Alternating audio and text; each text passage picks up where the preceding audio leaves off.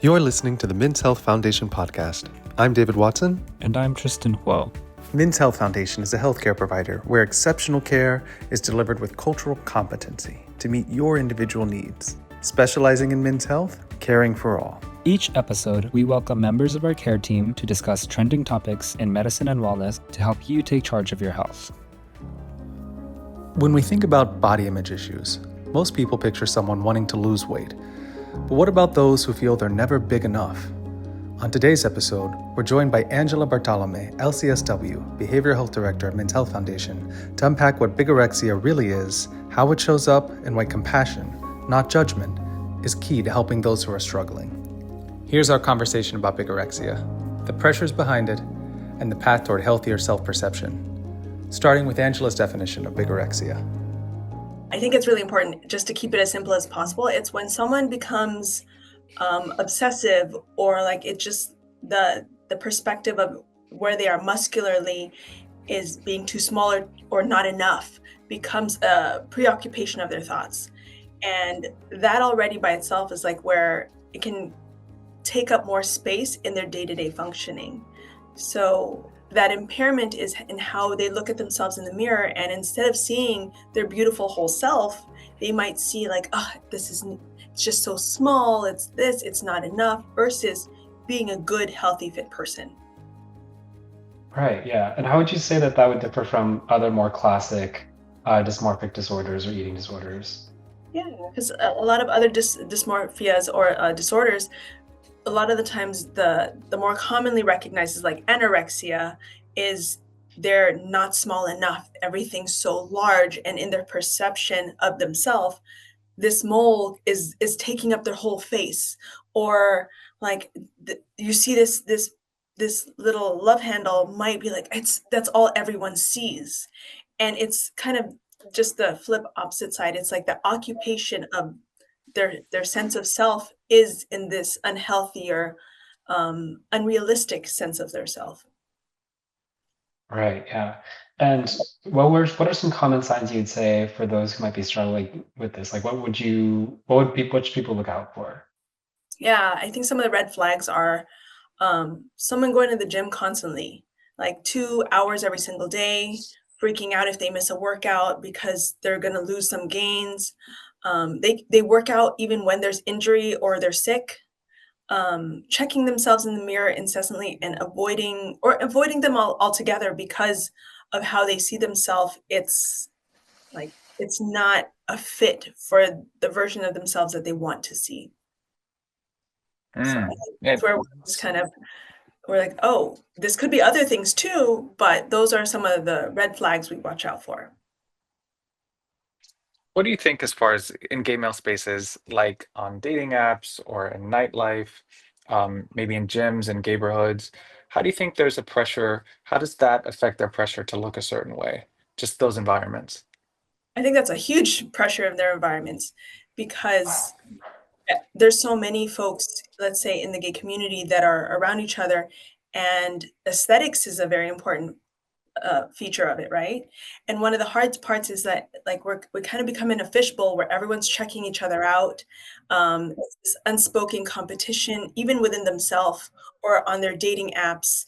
Apps like Grindr, they're brutal. Like you critique each other so intensely already, and now it just intensifies the self-perception, or like the need to have I need to have a good shirtless picture or else they're not going to be seeing me. I'm not going to be attractive enough. And then a lot of like the bars and the club scene can often like really rip some guys apart with the attention and like the need for validation, and can create this like unhealthy feedback loop where social environments can feel very validating, exciting, and like rejuvenating for folks. This is like, all right, now we're going to go in there and it's going to be a physique competition without it needing to be. Do you think that that's a bigger issue in Los Angeles versus in other areas?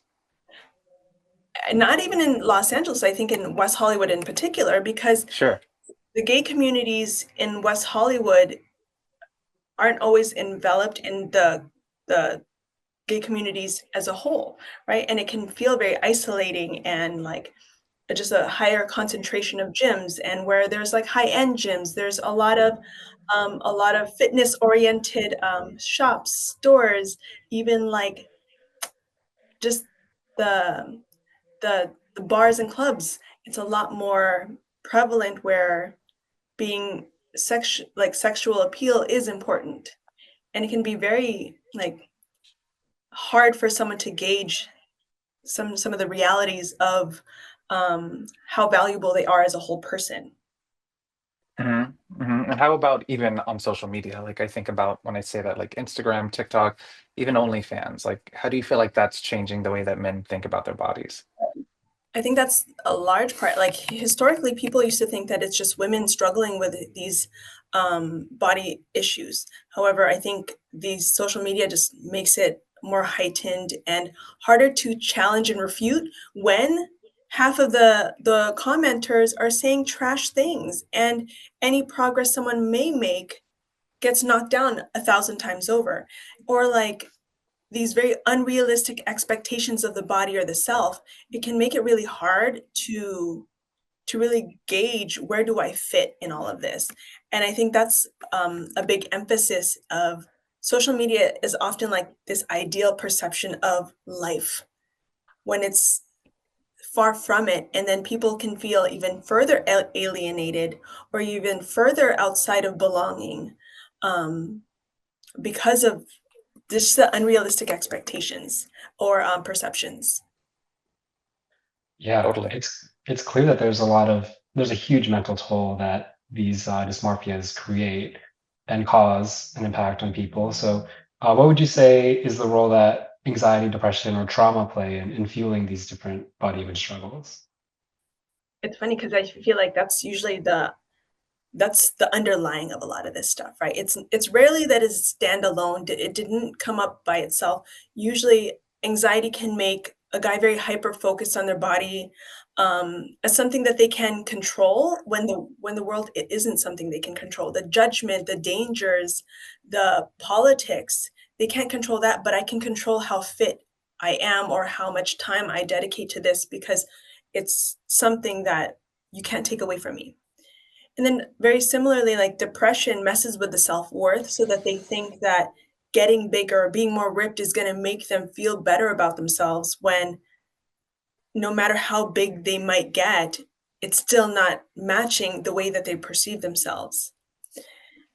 And with trauma, I specialize more than anything in trauma more than anything else, and I feel like that has so many underlying tones of where a lot of issues show up for folks, especially in the gay community, because this childhood bullying, the sexual abuse, the rejection, even the sense of like not being able to be proud of who they were as soon as they recognized who they were as as a whole person, not just as a gay male or a gay man, but just because they wanted to be. They deserve to be proud of, how fun they are, how enjoyable they are as a person.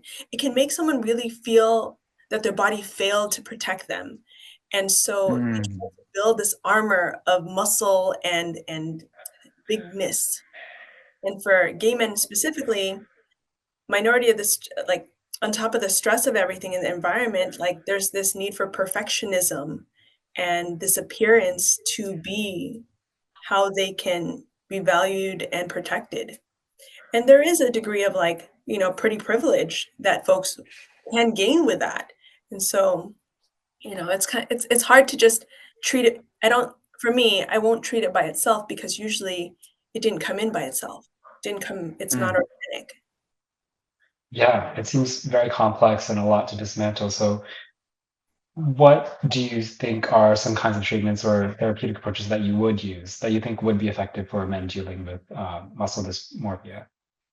I mean, very commonly, I feel like the fundamentals of a lot of therapy and just really understanding a person is very CBT oriented, where it's cognitive behavioral therapy. It's a very solid approach for challenging those distorted thoughts about body size, about what they're looking for in themselves. Exposure therapy is really helpful, where guys can gradually reduce the mirror checking or the measuring. Um, Avoiding certain unhealthy gym behaviors, where looking at other men might like make them look down on themselves, right? Where we want to look at body focused therapies like somatic work that can help them reconnect to their actual whole self, to their sensations versus just the appearance of the appearances, right? Group therapy is always usually helpful if we can get it. Usually it's such a specialized request to talk about that, but group therapies that don't always have to be specific to muscle dysphoria, but could be general, like anxiety could also help, and how it shows up in that obsessive pattern of behavior. So those can help in realizing that they're not alone. It's not something that they're the only guy dealing with. And it's not just, of course, it's not just West Hollywood, right? And it's not also not just the gay community, it's the bodybuilding community. It's the just the community struggling with dysmorphia, where like social media just makes it a whole mixed bag of stress. So Hmm. for me, the key to treating it is underlying treating the anxiety and depression that usually come with it. And it's not just the body image stuff, but it's usually what's driving everything. So if we can treat that, the body dysphoria improves also. Mhm. And on top of the therapy and all of these different approaches, how would you say that friends or chosen family members can support somebody who's going through this? Yeah. I think so much in society we're so big on like, "Oh, I like your hair. I like this. You look good. You look this. You're looking like you're losing weight." As kind and as benign as those compliments can feel and seem, ideally, I hope we get to a point that we're not commenting on each other's bodies. It's like, "Oh," Hmm. or like not like, "Oh, you look great. Oh, you're getting so big. Oh, look at you. You can tell you're spending a lot of time at the gym," because they can literally can't hear it. It's instead on focusing beyond their issues, like, "I love how you've been able to maintain a dedicated schedule for yourself. It seems like you've been taking care of, like, your energy and that your vibe feels good." And gently calling out when gym or diet stuff is taking over their life, because sometimes they might feel like I can't go to my mom's birthday because I have to do my 4 hours at the gym. I'm like, okay, so when like, hey, can we look at maybe spending 2 hours there so you can have 2 hours with your mom? And like, no, we're not goal. The goal is not to shame someone about it, but just trying to figure out how they can also incorporate healthy balance in their life again that don't revolve around their physical appearance or their fitness. If they're open to it, help them find a therapist. I mean, it's stuff that I, I haven't had too much of it here yet at MHF. However, people are saying words and tones that I'm like, oh, I can hear where that behavior is showing up, but I'm here actually treating their anxiety and depression anyway. So I'm going to keep monitoring that. So as a clinician, that's what I'm, trying to keep a lookout for. And so hopefully the same as us in the community, we're looking at their whole person of what would help them feel like included in the community despite how big or small they are. And talking about body image with in the clinic and in the therapy room, when body image intersects with a sense of masculinity, a desirability, how do you see those dynamics play out when you're working with patients that or clients that, maybe going through this? Or I feel like it's something that is goes beyond gay men too. I feel like it's something that affects um, just about everybody. I feel like certainly a lot of the men I know, this is something that's just a factor for them, and maybe oftentimes I think a source of insecurity. So how do you see that play out? So this can be controversial in how I say this. So, Okay. but I think that there's a patriarchal like violence that men also have to like experience of what the standards are of being a good enough man. And Mm. I think that for gay men, especially navigating this weird space of who they're attracted to, where their masculinity is, how they have to perform, it's this like double bind, like golden handcuffs that they might also just be stuck with. Like, I love who I am, but these things are also weighing in on me. So in sessions, guys can talk and feel like, you know, being masculine enough is what means that they're going to be desirable or not. But being too masculine, they might lose their gay identity. So it's Mm. really exploring like what would creating their whole self be or mean to them? And it's interesting because, like, as much as in a lot of the gay community that we work with, love the gym, and as important as fitness itself is, would you do like, would the gym time sacrifice other parts of your well-being? And where you're now overcompensating from the risk of being too feminine or overcompensating with hypermasculinity through their bodies. And, therapy ideally works to unpack a lot of these messages, of what would make someone worthy or lovable or desirable, and helping them separate their actual attraction patterns from societal pressures. That's powerful. Do you think that men of color, trans men, or men living with HIV have unique challenges around body image compared to others? Yeah, I definitely think so. Because Black and Latino men often deal with the racist body of stereotypes being fetishized, like, Mhm. ooh, looking for that thuggish look or that exotic look versus like someone who just it might not always sound like it's coming from a racial or discriminant perspective, but that all by itself is like, okay, so I have to be bigger so that I can fulfill this. They're not gonna want, I've heard this, that nobody wants a fat gay man. They want me like this. It's like, so they're experiencing that they have to a persona to fill. And especially when I'm also like, I haven't heard too much here, but when working in the API community, a lot of Asian men will frequently struggle with being seen as less masculine, especially in gay spaces, leading to a lot of intense pressure to bulk up or to um, be this like buff, like overly muscular guy just to be just as competitive in the dating and desirable community. So, and then then we add the cultural stuff, which is a whole new layer, and like family expectations, religious backgrounds. It can really make body dysmorphia feel very isolating. Yeah, that sounds so complicated, and there's so many different elements of that. So, for people who might be dealing with this, what do you think they can do to build a healthy relationship with fitness in their bodies? What's like a good first step for them? I think it's a lot of one of that's this is actually one of the harder reasons that coming into treatment can be so hard is because seeing this as a problem or seeing this area as an area of concern, usually people aren't going to come in unless there's a severe injury, there's been impairments, and like they're struggling in other parts of their life. That's usually why they might come into treatment. Um, so what they can do to be healthier in their body is just maybe one is having somebody that they trust, like not someone social influencer level where they're that's their baseline, but someone that they can set boundaries around, like what is appropriate gym time, what is like talking to their doctor about like, hey, how are my just general like fitness levels, minimizing like, hey, when there's injury, this is how I can not worsen my injury by having a boundary of not working out, and really like exploring the activities that they genuinely enjoy, and if it also includes like getting fit and healthy, great, but hopefully focusing it on that. But if the gym becomes something that's more stressful or adds another layer of anxiety and sadness or like helplessness, then let's pull someone into like, hey, would you want to talk to a therapist? Or would you want to just even talk to someone who just would want to hear you out in a peer community setting?